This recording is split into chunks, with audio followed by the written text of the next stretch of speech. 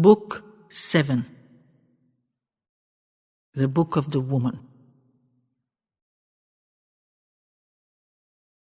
So, to the voice of their best they were bowed, and obeyed undebating.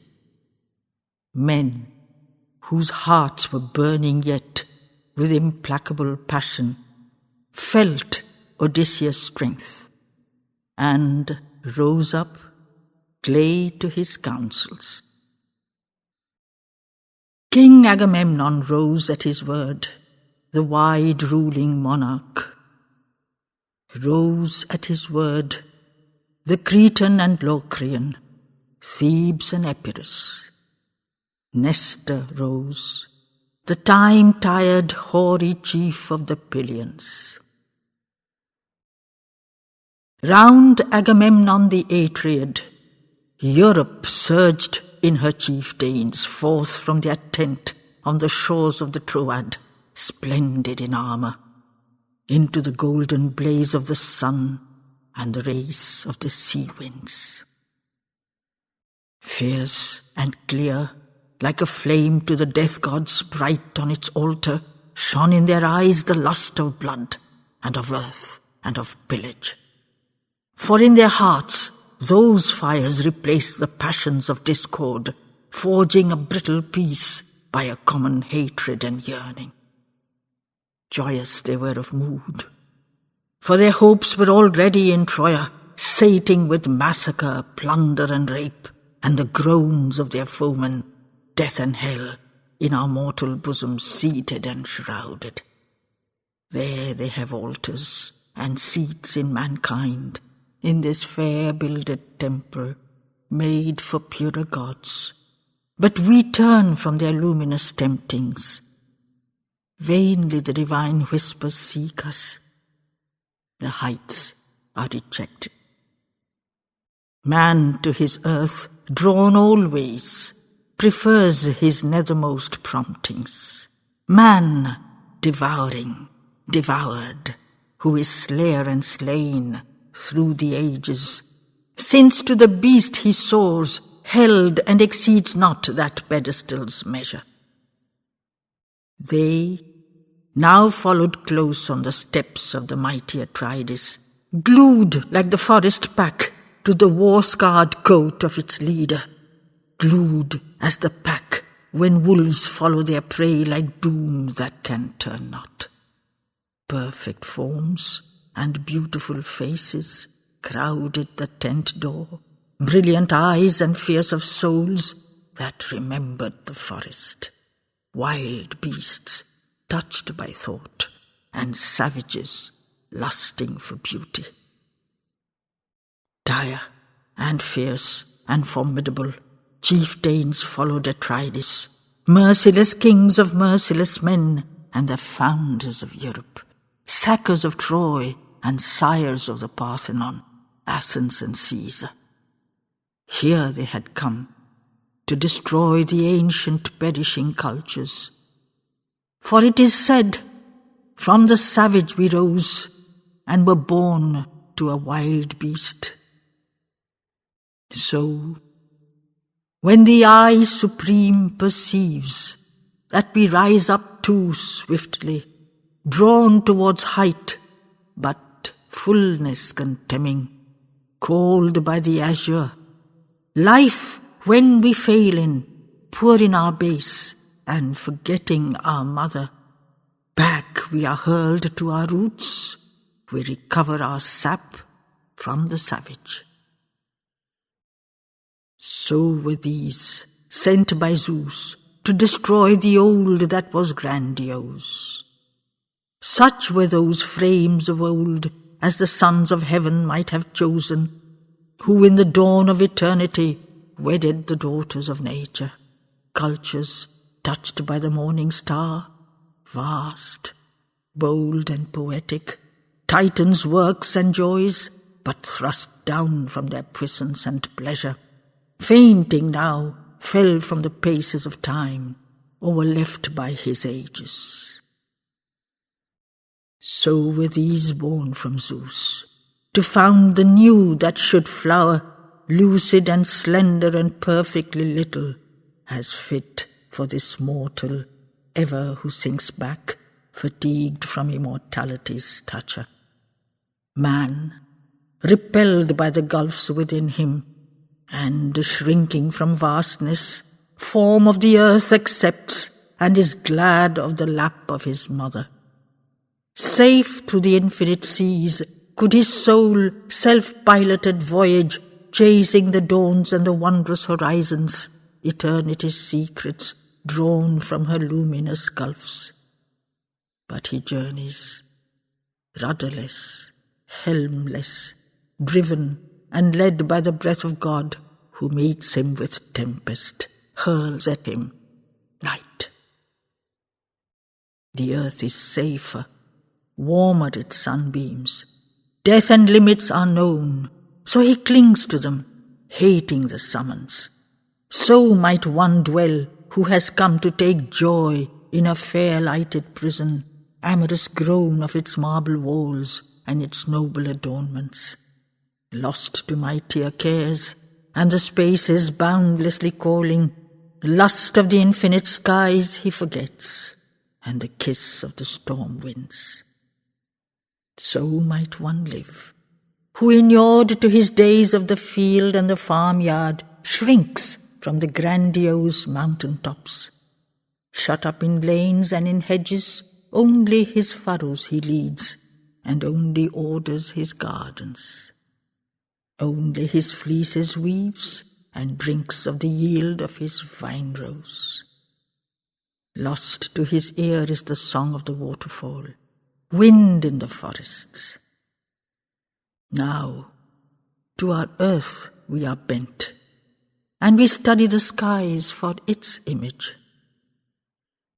That was Greece, and its shining. That now is France, and its keenness. That still is Europe, though by the Christ-touch troubled and tortured. Seized by the East, but clasping her chains and resisting our freedom. Then was all founded on Phrygia's coasts, round the Ilion's ramparts, then by the spear of Achilles, then in the Trojan death cry, bearers mute of a future world were those armoured Achaeans. So they arrived from Zeus, an army led by the death god. So one can see them still, who has sight from the gods in the trance sleep, out from the tent emerging on Phrygia's coasts in their armour. Those of the early seed Pelasgian, slighter in stature, dark-haired, hyacinth-curled, from the isles of the sea and the southern, soft-eyed men with pitiless hearts. Bright-haired, the Achaeans, hordes of the Arctic dawn, who had fled from the ice and the death blast, children of conquerors, lured to the coasts and the breezes and olives, noons of Mediterranean suns, and the kiss of the south wind, mingled their brilliant force with the plastic warmth of the Hamite. There they shall rule, and their children long till fate and the Dorian break down Hellene doors and tramples turn through the passes. Mixed in a glittering rout on the ocean beaches one sees them, perfect and beautiful figures and fronts. Not as now are we mortals marred and crushed by our burden long of thought and of labour.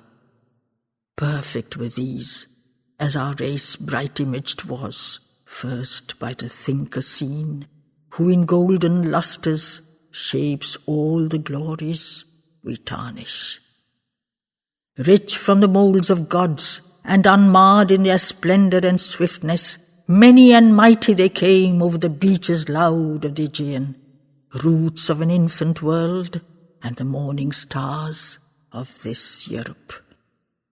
Great Agamemnon's kingly port, and the bright Menelaus, tall Idomeneus, Nestor, Odysseus, Atlas shouldered, helmeted Ajax, his chin of the beast, and his eyes of the dreamer. Over the sands they dispersed, to their armies ranked by the ocean. But from the Argive front, Asiroes, loosed by Tydides, parted, as hastens a shaft from the string, and he sped on, intently swift, where the beaches were bare, or threading the gaps of the nations. Crossing Thebes and Epirus, he passed through the Lemnian arches, ancient Knossos hosts, and Meriones, leaderless legions. Heedless of cry and of laughter, and calling over the sea sands, swiftly he laboured, wind in his hair, and the sea to him crying. Straight he ran to the Myrmidon hosts and the tents of Achilles. There he beheld at his tent door the Thean, gleaming in armour, glittering helmed with the sun that climbed now the cusp of Cronion. Nobly tall, excelling humanity, planned like Apollo. Proud at his side, like a pillar upreared of snow or of marble, golden-haired, hard and white, was the boy Neoptolemus, fire-eyed. New were his feet to the Trojan sands, from the ships and from Skyros.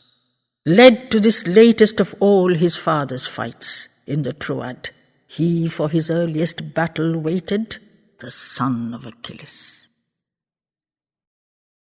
So in her mood had fate brought them together, the son and the father.